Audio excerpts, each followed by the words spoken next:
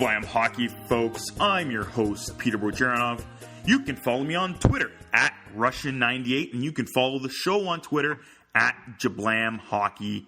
And of course, go to our website, jablamhockey.com. That's JABLAMHOCKEY.com, of course. Welcome back to the show, Logan. Hi, how's it going? Good. How are you doing? I'm doing well, thank you. So you were working tonight? I was working, yes. Yeah. What were you working on? A couple Canadian hockey matchups. Nice. Did you get to see a lot of the Calgary game? A lot of the Calgary game, a little of the Edmonton game. Okay, so, did you like how wild that Calgary game was? The funny thing was, because the other game was on, I'm guessing the Leaf game was on, and then it switched to the Calgary game. When the Calgary game started, I thought it was automatically the first period, but it was the second period. And I was like, whoa, so many goals. Boom, boom, boom. It was like 3 quick goals. And the whole time I'm thinking, that's crazy to start the game. But it was the second period, and there was no goals in the first. And then they jumped up to that 4-1 lead. I was like, oh, Colorado's going to destroy them. Yeah, as soon as it's 4-1, it's like, they're not coming back. You know, this game's over, whatever. Put your feet up. And then all of a sudden, got to the end, and all right, they got 4-2 now. Okay, 4-3. They're trying to make a little push. Oh, it's tied, and now they're winning. Like, holy cow! It was a wild, fun, exciting game to watch. Yeah, and I hope that division keeps on having these kind of games. This is great. I love it. Well, and Montreal did the same thing tonight too. It was they were down. They weren't down 4-1, but they got a couple quick ones to tie it, or from losing to tying to winning. So yeah, they broke, I guess, the record with 2 goals in 2 seconds. Holy cow! Yeah, well, empty net, I guess, but you got to give them credit for shooting it. So yep. It was a nice little move. They got it in there. Yeah. All right. Before we get into the show and everything, I do want to tell everybody again, please go to jablamhockey.com. Sean just dropped a blog, which he didn't really even tell me he was going to do. I guess this is his first blog. He's the one that helps me out with the website and the blogs, editing, putting in everything out there, and of course on Twitter with Jablam Hockey.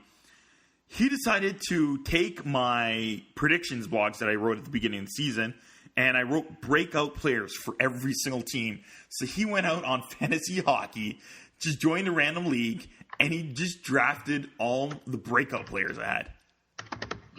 It's ridiculous, nice. Logan. You should see this. So, of course, on the list, it's guys like Ryan Strome or Miro Heiskanen, and the list goes on. And obviously, Kapanen's on there for the Leafs. Yeah. I was going to say, Strome might not have been the greatest one, but, could break out. I don't know. I'm not 100% sure. I can't remember if I did Strome or somebody else on the Oilers. Okay. Anyways, but then I looked at the list, and he had Pettersson on there, but because I guess he was ranked a little bit lower, he didn't pick him in the first 2-3 rounds, so he didn't even get him.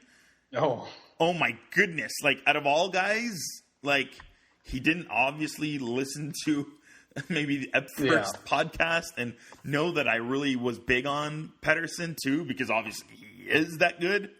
Yeah. Big fail there, and I have a bone to pick with him now that he didn't get him. He didn't even get Heiskanen. So I'm not very happy about him not taking the better breakout players that I really was bigger about, but ouch. So, yes, go to our website, check out the crazy blog that is his. Our crazy blogs that our buddy Brett Bajerno likes to pick on with the whole incident with the Pettersson hit with Matheson. And then obviously had the Nylander one, which, of course, people are like, don't trade Nylander. But he decided to say, maybe why not kind of thing.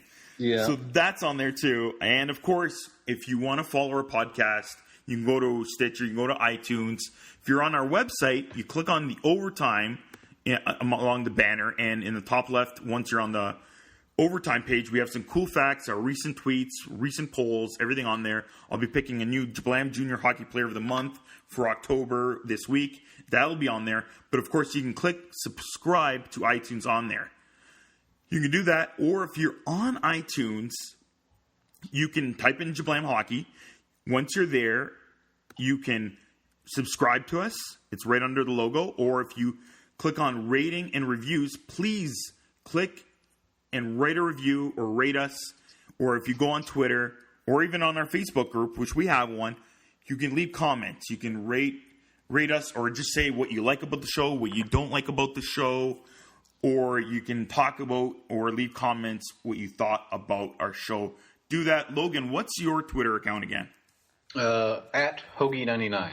So you can get Logan there. And, of course, again, you can get us at Jablam Hockey on Twitter or myself at Russian98. What are we talking about this episode? We are going to be doing a top 10 Halloween costumes of this year. There's some bad ones, in my opinion, but there's also some great ones. We are doing a Team ISO Buffalo Sabres with coming back as a guest is Chad DeDominicis. He's great. He follows Buffalo at Die by the Blade. He podcasts about the Sabres. So we talk about how well they're playing this year, how well Skinner's already playing well this year, the trades that happened in the offseason, and he's got some prospects you might want to hear about coming down the line for the Sabres. And then we're going to finish with some hot and cold players that are on fire like Malkin, players that aren't doing so well, like what's going on with the Ducks. And before we get all to that, let's do some trending now.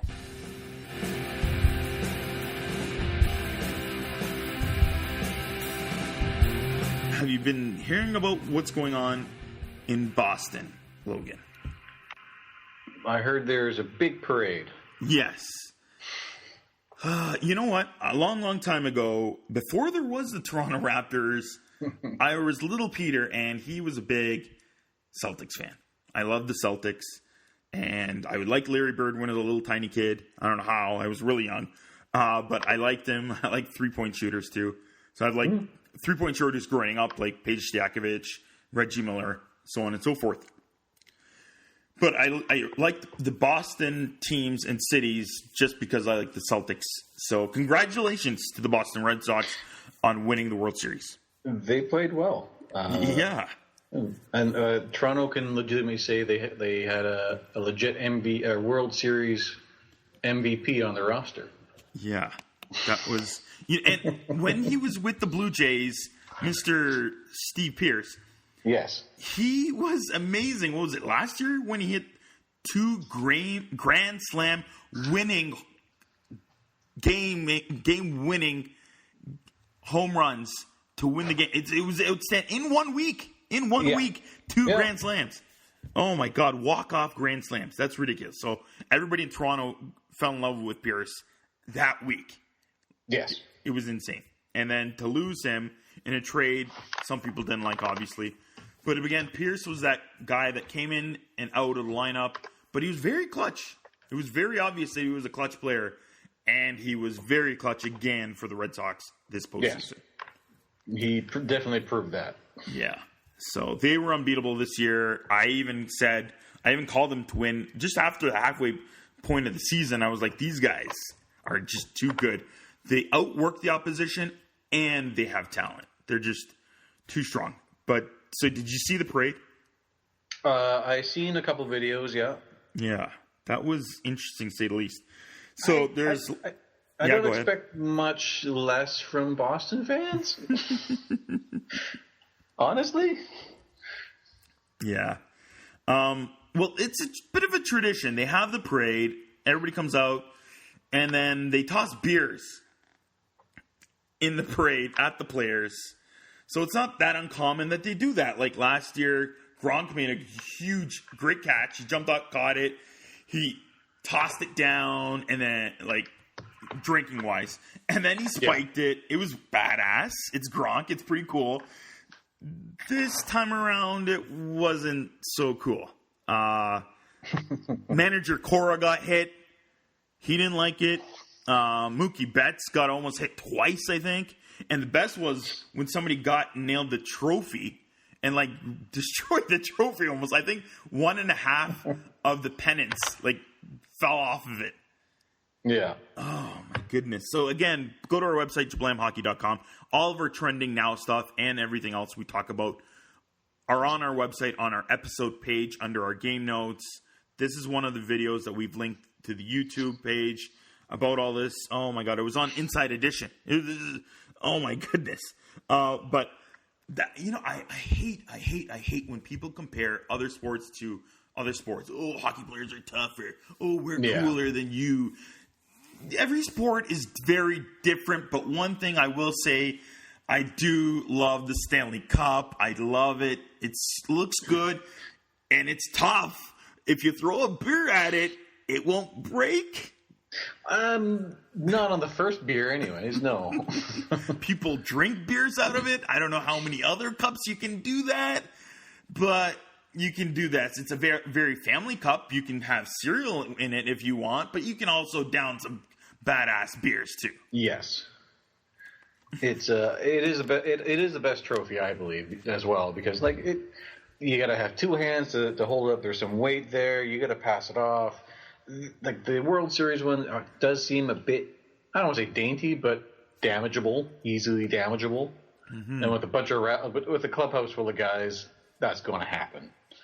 The Vince Lombardi one, it's a very nice, shiny, polished piece that whatever team gets it that wins one, right? They have their own, and they can put it on their wall of fame or whatever. So that's nice as well. But Stanley Cup reigns supreme. Yeah, for sure. Some of the other trophies are really great, but some of them fall apart. Like I've seen the AHL one fall apart. Oh yeah. OHL one, I think I might have seen apart. Oh man, the old World Cup of Hockey trophy was weird looking. So I can make fun of even hockey trophies too, but the Stanley Cup is pretty cool. All right. Another thing which is pretty cute is St. Louis Blues, and they're getting a puppy. Aww. Yeah. Okay.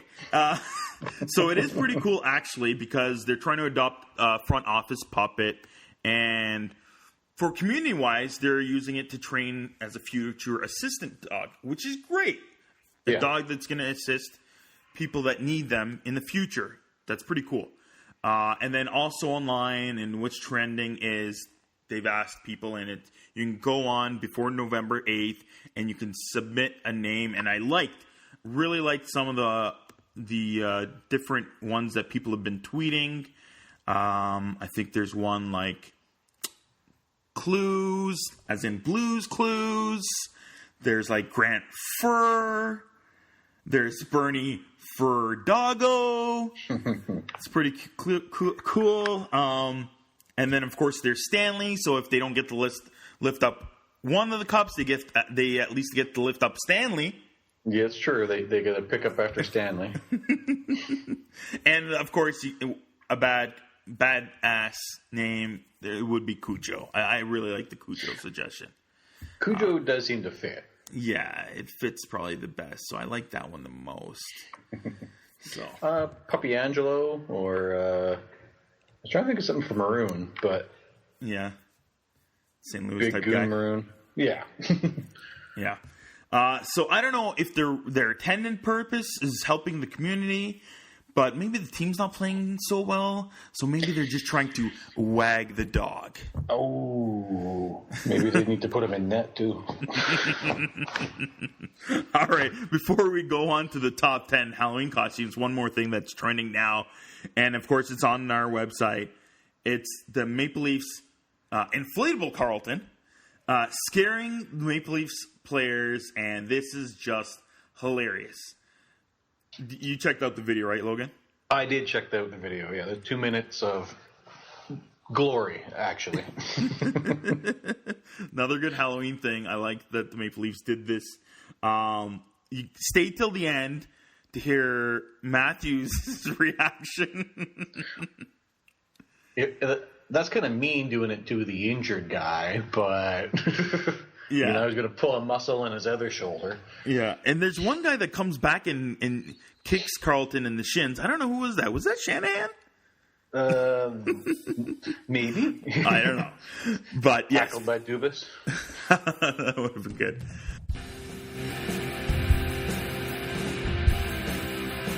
Time for the top 10 Halloween costumes. So what me and Logan are going to do, we have on our website, of course, we linked the page from Bar Down that they've had many of the Halloween costumes on there. And I'm going to have a blog on blamhockey.com with my top 10 picks and why. But me and Logan right now are briefly going to quickly go and mention 3 of the ones that we really like. What's one that you really like, Logan? I like Dallas Trio of the Mario Karts. Oh. That was Radulov, Ben, and Seguin. Radulov looks really bad in that one. Well, yeah, his is a bit more toned down. He's just a Yoshi head, and I think it's just the head. But the other 2 look nice, so that's kind of what I'm basing it off of. Yeah, they have the whole Mario Kart thing going on too. Yeah, which is pretty cool. One of the ones that I really liked was really cool was William Karlsson and his wife doing the whole Fortnite high stakes thing. I don't play Fortnite. Fortnite. I don't even know if I could say the game properly, but I really, really liked the way they looked. It looked really, really cool with the white suits and the black gloves and the mask and everything. I don't know. I just like the way it looks. No, I also picked that one too because it's very stylish. The masks and the hair slicked back and the bright whiteness of it. I do play Fortnite. I do not have that skin, so I'm kind of jealous. So it's some kind of skin. What does skin mean? I guess it's a character? The character's skin? Or pretty much. It's a character, a costume. You don't get any added perks from it, but you look nice while getting shot, I guess. Or maybe... I'm assuming you're supposed to kill people in it, but I usually die, so... All right. Another one I really, really liked was the Shake and Bake. Mark Stone and Brady Tkachuk looking like the characters from the movie. Just great. I don't know how old Brady Tkachuk is. I'm thinking he's like 18, but he does look very old with the stash and looking very, just like them in the movie. Yes, I thought again very well done. I didn't know who. Purpose says who was in the middle there, but I definitely believe that was Will Ferrell and the other guy, John C. Reilly. John C. Reilly, yeah. That was Tkachuk wearing the John C. Reilly one, and Mark Stone was in the other one. What's another one that you liked?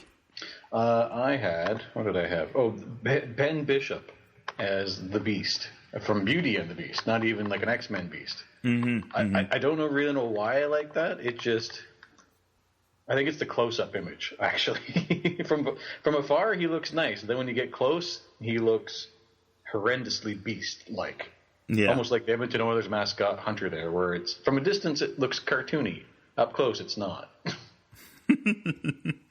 One I thoroughly disliked is your boy McDavid. I mentioned it. Yeah, I mentioned it last week on the podcast, but I'm going to mention it again. I don't know if people like it or if they like it because it's so bad. I even showed it off at work, and some people were like, "Oh, I kind of like it." I'm like, "It looks really scary, and it doesn't look good in my opinion." I don't know. I'm not a big fan of it either. I was going to give it an honorable kind of mention or dismention, I guess, as I want to like it because it's my boy, but that's scary. That really is. Like, he doesn't even add, like, Homer's not bald. He has, like, the hair strands. So that's not even. Yeah. I don't know. I don't know if those were painted on top or not. I can't really see, but yeah. I don't know. Him and his girlfriend had, to me, it looked like a very scary Marge as well. Yes. Yellow, that kind of jaundiced yellow does not look good on a person. Yes. Is there another one you want to mention? As a dismention or just in either or. Holtby's was good too. I hadn't seen the movie with was it Sound of Music, I believe? Mm-hmm. Yes. But he does actually kind of look like Bradley Cooper in it. So from the picture that was posted, anyways. Yeah. So I thought that was pretty good. All right, so go to our website, jablamhockey.com. I'll have my so-called top 10 of pictures from Halloween of the players. and I mention why I like them.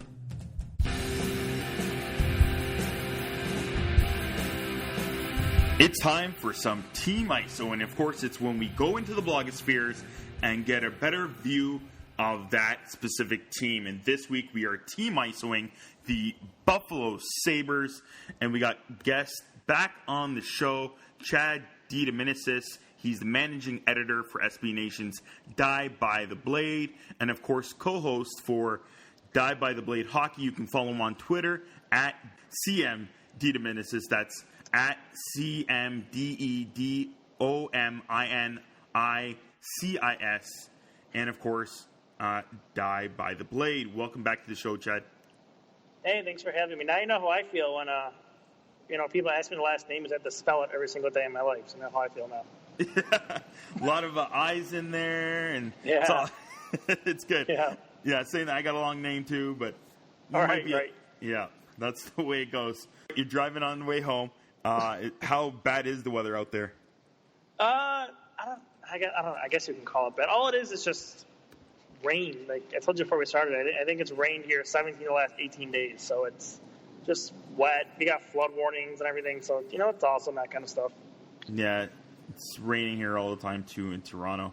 All right, so let's get into the Team Ice. So before we get into how well the Sabres are kind of playing so far early in this season, let's get into those big moves and off-season transactions they did. Of course, on July 1st, they did the big move and they traded O'Reilly to the St. Louis Blues for Berglund,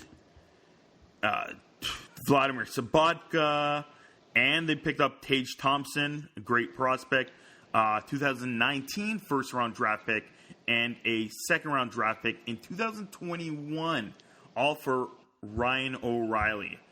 How do you like the move, and how do you feel the guys are playing so far early in the season? It's hard to say, because even going back, when the move first happened, it's usually the team ends up with the best player wins the deal. And in this situation, as of now, the best player that was moved was O'Reilly. Yeah. Could that change down the road with that 2019 first-round pick or what Thompson turns into? Sure. But right now, it's kind of a, I hate saying a subtraction, addition by subtraction, but in a way, I think that's kind of what it is. I feel like there was something there in the room, the dynamic of the locker room, something there that just, can't put your finger on really, but I don't know. Felt like there was something there. I think that's one of the reasons why this move ended up happening. Mm-hmm. So that's on that side. St. Louis got a good player. He does what he does, but by any means, I don't think it's a move that crippled the Sabres, and we're seeing that now. As for what the Sabres got in return, it's interesting. Patrick Berglund isn't off to the best start. I guess it's a slower start. I mean, he was a healthy scratch in Vegas last week, and that was after the Vegas game. I'm sorry, that was after a game in Vegas when he fell asleep and basically just watched Jonathan Marchessault skate right by him and put in a goal. So he was punished the next game and sat out. But he's playing a role here where they're putting him more of a defensive role, a fourth line role. Now, I'll say once he was put in that role on the fourth line, he's been much better. That fourth line of Girgensons, Larson, and Berglund, has a ridiculous course for the last few games, which is pretty impressive. And, has been one of the brighter spots in this team. It's how well that fourth line is played. So that's good. From a production standpoint, you're not getting a lot there, but, it's not unexpected either. Sobotka, I don't know. You're not really getting a lot of production there either, but I don't think he's been bad. I just think it's, your hold to production comes eventually. And Thompson is, honestly, I'm surprised he's not in the AHL yet. He made the team out of camp. He had a strong camp, but you can just tell. It's just the few problems are there's really not a spot for him where he should play. Jason Pominville is having a 35-year-old, come out of nowhere season. Ever since he's been put with Eichel and Skinner, and being put with Eichel and Skinner can go a long way for you apparently. And then you have Oposo, and then you have Reinhart as other two right wingers, and Thompson's not a fourth line right winger. So right now he's in and out of the lineup. He's not going to play again tonight. He's only played in, I think, 2 of the last 6 games. I'm personally surprised they don't have him in Rochester yet, like I said, because they're carrying 14 forwards right now, so it doesn't make a ton of sense to have him sitting around. But we'll see how that plays out. But I have a feeling sooner than later he's going to be in Rochester, and there's nothing wrong with that. He's 20 years old. A few more, a year in the minors isn't too bad, especially for a team in Rochester right now who's leading, their division, one of the better teams in the AHL right now. So, I don't think it would hurt him at all to go back. So the early returns are, I guess it's not what you hope for, but it's also not the end of the world terrible either. If you're looking at their contract specifically, I think that's one of the reasons why the Blues made those moves to step away and get some more cap space. But again, with the Blues, they felt that they had to step down last season, and maybe they put it all on those guys. Maybe not specifically Sabatka or Berglund, but a change of scenery might have done well for either or O'Reilly or for those two. But they do have, Berglund has 4 more years on his 3.8 cap hit. Yep. And Sabatka has 3.5 for 2 more years. But I thought the addition was Tage Thompson. And I actually thought, he looked great in camp and in the preseason, the games I saw him play against the Leafs. He looked amazing. So it's a little surprising how he's played so far to start season. I even thought maybe in the future he could be like a Sean Couturier type player, So and there's still that chance. Again, there's just not really a spot for him right now. I think that's what's hurting him. They're still playing him in that fourth line role, and that's not where he should be. So it's not really fair to him either. Mm-hmm. I do even though you might have a bit of cap space you're taking up with Berglund and Sabatka, I thought it was still a bit of addition as well, filling up the roster with guys that are NHL players instead of more of the younger guys or just fillers. Right. So and that's been a problem in the bottom six. So that's a good addition there. Yeah, and you still got some picks, some good, very good draft picks in that trade as well. All right, let's move over to the Skinner trade, and that's trading Cliff Poo, a second-round pick in 2019, and a third and a sixth in 2020 for Jeff Skinner, who just entering his prime and is a fantastic ballerina on the ice, and even shocking to see that he's leading the team in points, 12 points. I think he has 6 goals, 6 assists, and as well a +10. He's fantastic so far. Yeah, he's been excellent. And the crazy part to that, the 12 points is the first 4 games of the season he had no points. Wow. So really he's done it here for the last stretch of games, and that kind of comes with. He played opening night with Eichel and then was taken off that line, and Connor Sheary went in that spot. And Sheary played well and then cooled down, and then Skinner went back there. And now Skinner's probably never coming off that line because those two together are just, I don't know. They go so well. They feed off each other. Eichel's never had a player of his caliber on his wing. Skinner's really never played with a center of Eichel's caliber either. So it kind of meshes for the two of them. So it's been good, And you said, a ballerina on the ice. I mean, his skating style is so unique to watch, game in and game out. It's impressive the way he does it. And, he's been better. He's been better than I thought he'd be defensively, and that's good to see. A little bit of that is, he doesn't play penalty kill. That first line right now with Pominville, too, is scoring a ton of goals and pretty much carrying the Sabres, if you will, right now. And that's going to have to change. That's not really sustainable, but that first line is, I would say right now, maybe one of the hottest lines in the league, how the rate they're scoring at. So, it's good. There's a fit there. The other good part is he chose to come to Buffalo. He waived his no-movement clause to do so. So that kind of gives you some optimism when it comes time to talk contract, because he is a free agent after this year's over. Botterill said that's something they'll wait. They're going to wait a little bit on still. So, I don't know. I think once we get to January, December, we'll start talking contract with him. But if he likes it here, if he's happy on Eichel's wing, he continues to succeed, I think that's a huge get for the Sabres because they've never really had somebody with his caliber in the top 6 of their lineup. And like you said, he's only 26 years old, so it's like you're getting a guy who's 29 going to fall off the cliff here in a couple of years. So it seems like a really good fit for the Sabres there, and so far a really good fit for Skinner. All right, so. Then between the pipes, Robin Crazy Man Leonard is gone. And then you lock up and bring in Carter Hutton, $2.7 million for the next 3 years. How's that looking so far? It looks like a nice contract. Yeah, and, if you look at his numbers, they're not indicative of how well he played. The first few games of the season, you could even say he stole a couple of games for the Sabres. That Rangers game, the second game of the season, kind of comes to mind with that. And he kind of got unfair a couple nights. He got a 6th spot thrown up against them against the Avalanche, which, again, really wasn't his fault. He actually played pretty well in that game. He had another rough night against San Jose, which, again, wasn't his fault, really. So, those 2 games kind of dropped his numbers down. But he's been great. He's been all you could really ask for, not only on the ice, but in the room as well.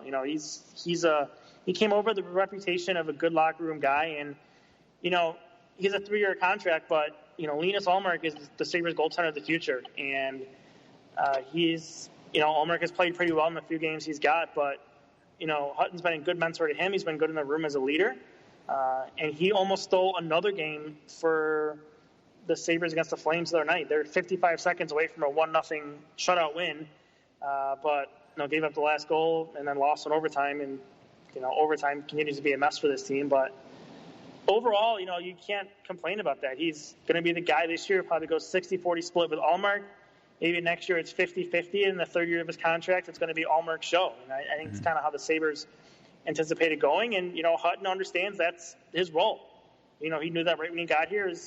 Yes, they're bringing him in to play goaltender, but the other big part of his role is to mentor Ullmark, and so far so good there. Sounds good. I didn't think future aspect between the 2 goalies, but that's a good viewpoint for those 2 and what they see in Ullmark. All right. So speaking about the future, how do you think Mittelstadt and Dahlin are playing so far in their first full seasons here? Dahlin has been a pleasure to watch. I guess you could say that kid he's impressive. You hear all the stuff, his offensive game, his defensive game, his hitting, it's all come over. But I think the thing that's the most impressive is how solid he is defensively as an 18-year-old. His offensive game really hasn't shown up yet, and that's not unexpected for a kid who's trying to just get familiar with the North American game, coming over from Sweden, the smaller ice. That's not unexpected. Now, there has been some flashes where he showed offense, and he has, I think 4 points in the season, which isn't bad through 12 games. Mm-hmm. And he's starting to get more and more involved, and they put him on the top power play unit, so the points are going to come. But defensively, he's been solid. Along with Jake McCabe, who, again, is having an impressive season, surprisingly, you could say. I would say right now those are the top 2 defenders in the team. So if at 18 years old, he can be a defender who plays 20 to 23 minutes a night and seems like he's good with that, only imagine what's going to come as he turns 21, 22, what he's going to be in this league. And that's the exciting part. And then for Mittelstadt, he's gotten, I could say, a rough ride for people who just look at the numbers. He just scored his first goal the other night, but he's a guy I would say is kind of been snake bitten. I think people just look at the stats and go, well, look, at Mittelstadt's not who we thought he was. Well, that's not true. He's made an impact. He's been more impactful, I would say, over the last few games as he gets more comfortable. So, again, he's a kid you got to remember. He's 19 years old. He was playing high school hockey 2 years ago. And for him to look as comfortable as he does right now, you can see the skill coming through. You can see the speed coming through. He's making plays, creating offense. It's just not resulting in goals yet, but, that's going to come for him. So I'm extremely happy with those 2 players, and a lot of the people around here are too. So that's exciting. And then if you add Eichel to that mix, those 3, that's the face of your franchise going forward, and it's really exciting. It does look like a good young core. All right. So 6-4-3, playing fairly well so far. What do you see their outlook going further and for the rest of the season? I think you kind of see what they are right now. They're a middle of the pack team. They're in a wild card spot right now. I'm not sure that's going to stay that way. I guess it depends on what the teams around them do. And maybe November is a big month for them. They have 15 games in 30 days. So they're going to bite off about a quarter chunk of their season right here in November. And I guess when you maybe get out of this month, you'll have a better idea exactly where they're going to end up.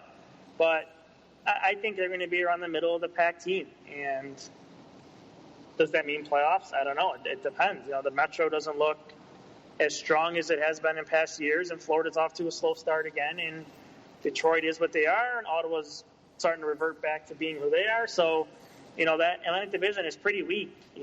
Well, at least in the bottom. It's strong at the top of Tampa Bay, Toronto, and Boston. But if you could feed some wins off of those teams at the bottom there, you can inflate yourself to at least be in the playoff conversation come, early spring. So I do think that they're going to be somewhere in that middle there. So it's a step moving forward, and the future does look bright. But when we go to that bright future, how do you like so far how Coach Housley's been doing? Do you think he has a very long leash, and if they keep moving better but they struggle maybe in a season or two, how long is that leash for him? I think he has this year at least. There has to be improvement, and so far there has been. They're 6-4-2 coming out of October, and last October they were 3-7-1 or 3-7-2. So there's improvement, and I think he has to continue that and maintain that. There's still some things I would say to me are questionable. The way he's using players, some of his decisions, the lineup decisions, the power play, even the overtime decisions. If I see Ristolainen start one more overtime and not Dahlin, I might lose my mind. But he's starting to get the team to play his style, and again, let's just see if that's sustainable. So I think he definitely has this season. If they show somewhat improvement, he's going to get next season, and then I think year 3, you either have to be a playoff team or you just miss, and by just miss I mean like a point or two. So this year's the improvement year, and next year is going to be if you survive that, then you got to be a playoff team or pretty darn close to it. Do you have any prospects us fans watching Sabre Country should be looking out for? Yeah, so I'll give you 3, and I'll hit 2 of them quickly. And the one is Victor Olofsson, who was just named AHL Player of the Month today, actually. He's coming over from Sweden. He led the Swedish league last year with 24 goals, which is impressive for a kid who's 22 years old. He came over this year. He has, and I'm not kidding you, he has maybe one of the best shots I've ever seen. When he makes it to the NHL, it might be one of the best shots in the league. The ability to get the shot off with his release, with the velocity and how accurate it is unbelievably impressive to watch. And that's why he's leading the AHL in points right now, because of how lethal that shot is. So he's a 23-year-old winger who I think by the middle of the season is going to be up with the Sabres eventually. Another kid from Sweden, Lawrence Pilot, who came over, was the defenseman of the league, the defenseman of the year last year in the SHL. He's 22 years old. He's a nice puck-moving defenseman. Another guy you thought might take time to transition is not. I think he is 3rd in the AHL in scoring, and that's as a rookie. So that's also very impressive. And the last guy that I try to tell people about, he's actually playing in Finland right now. One of my favorite prospects, that's Oskari Lack. He was the guy, I don't know if you might not remember, but 2 years ago, it was a 2017 third-round pick.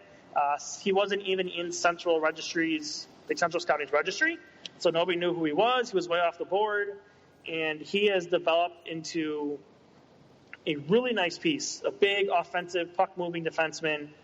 He's going to be one of the top, if not the top defender on Team Finland, the World Juniors this year. So he's really impressive to watch. He's in the Liga right now for his first season. He's putting up the points already there. So he's a guy who I think is maybe a year or two away from coming to North America, but a really exciting defenseman. And the Sabres in general have a lot of exciting defensemen coming up. So, they were rated out as one of the better prospects pools and even top rated by a lot in the offseason. So that's definitely playing out so far early in the season. All right. We'll look out for him. All right, Chad, thanks for coming over again. Yeah, not a problem. Anytime. Perfect. Again, you can catch Chad on the Die by the Blade SB Nation managing editor there, co-host for Die by the Blade Hockey at BTB Hockey, and on Twitter. Thanks, Chad, for coming on. Yeah, not a problem.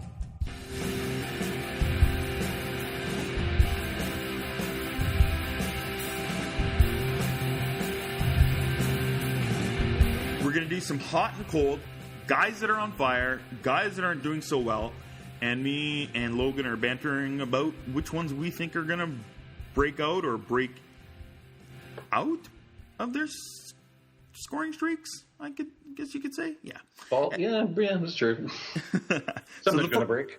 First one is Ryan O'Reilly is killing it right now for the Blues.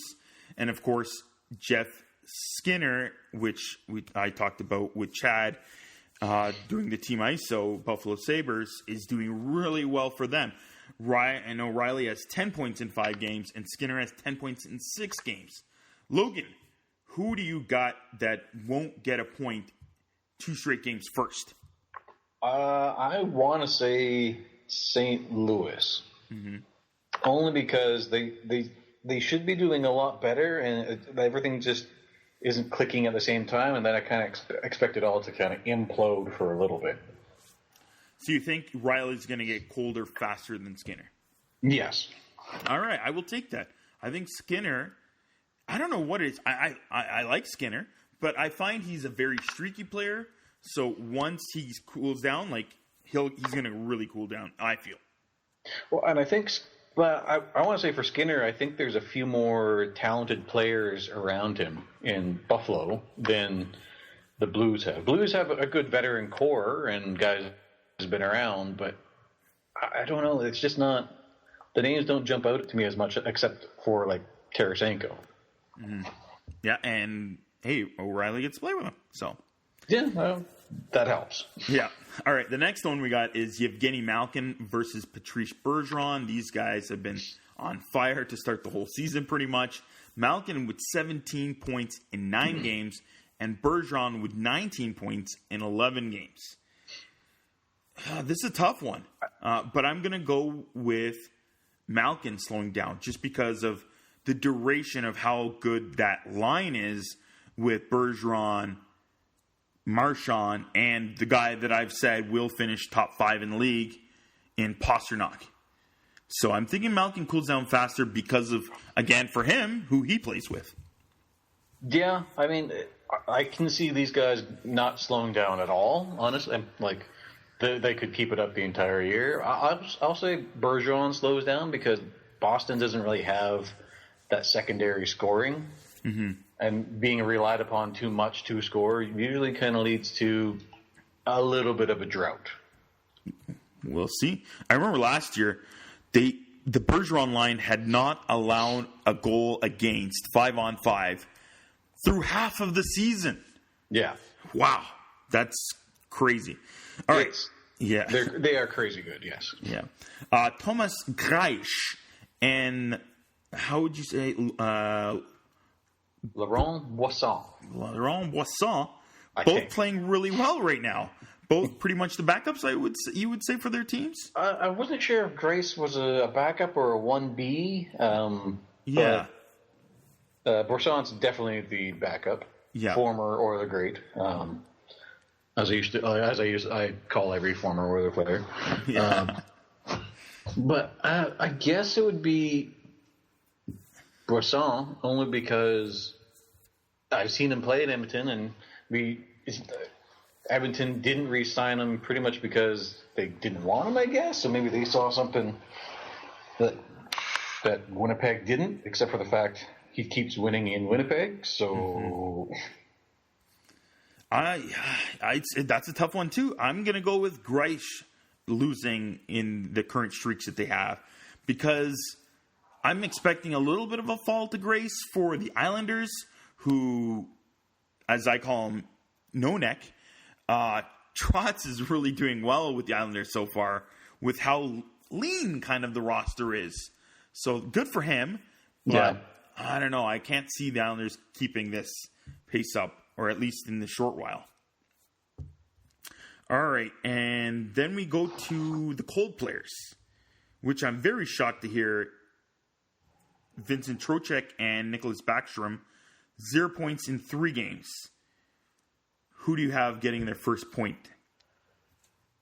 I guess Backstrom. Mm-hmm. I mean, it's pretty easy just to get it to OV and let him do the work, I guess.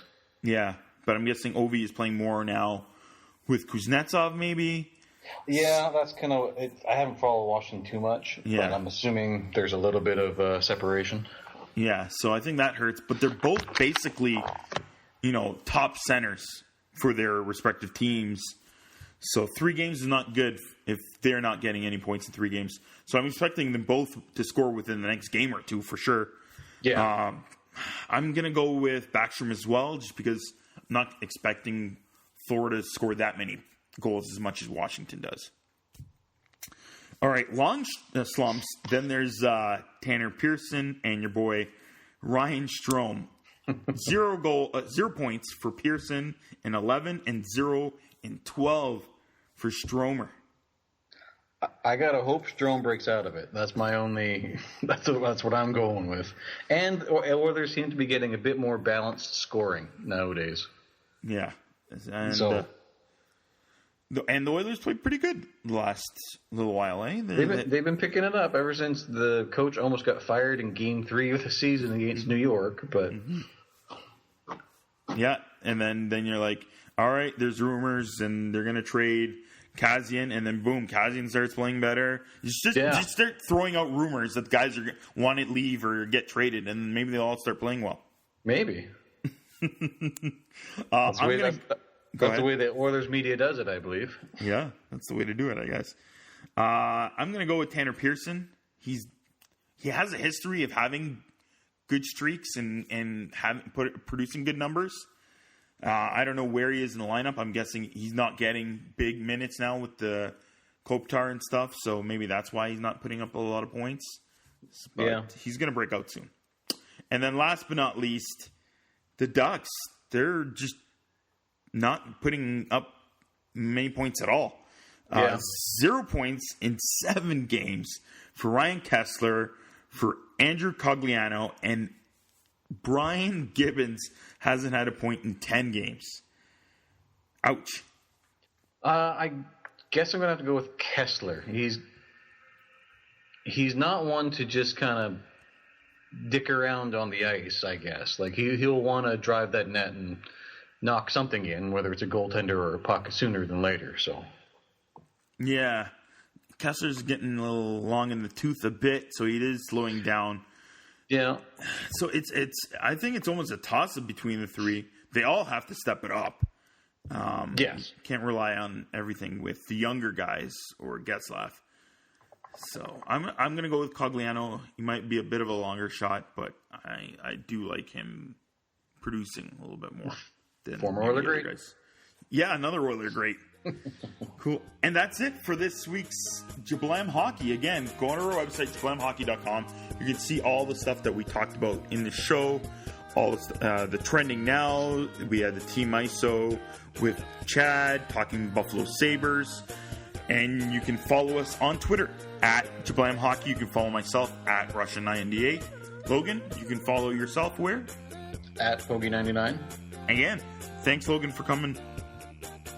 Thanks for having me. All right. Till next week.